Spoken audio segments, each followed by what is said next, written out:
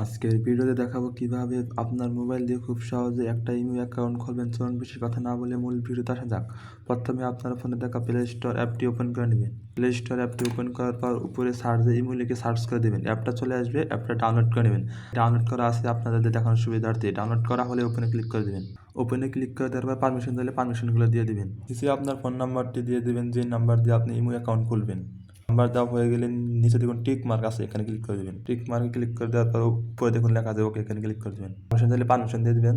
তারপর অ্যালাউতে ক্লিক করে দেবেন। তারপর আপনার এই নাম্বারে একটা 4 ডিজিটের কোড পাঠাবে, কোডটা এখানে বসিয়ে দিবেন। কোডটা বসার সাথে সাথে অটোমেটিকভাবে তারপর প্রতিবেদন নিয়ে যাবে। তারপর এখানে আপনি নাম দিবেন, আপনার ইমেল অ্যাকাউন্টে কি নাম থাকবে।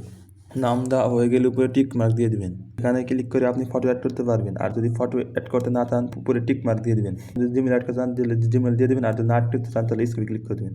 তারপর পারমিশন দিয়ে পারমিশন দিয়ে দিবেন। আমাদের একটা কিন্তু ইমেল অ্যাকাউন্ট খোলা হয়ে গেছে। তো আজকের ভিডিওটি এ পর্যন্ত। যদি ভিডিওটি থেকে আপনার সামান্যটুকু উপকার হয়ে থাকে তাহলে একটি লাইক দিন, আর কমেন্টে আপনার মতামত জানিয়ে দিন। আর এরকম ভিডিও পেতে আমাদের চ্যানেলটি সাবস্ক্রাইব করে সাথে ফেসবুক পেজ থেকে দেখে থাকলে অবশ্যই পেজটি ফলো করতে ভুলবেন না। খোদা হাফিজ।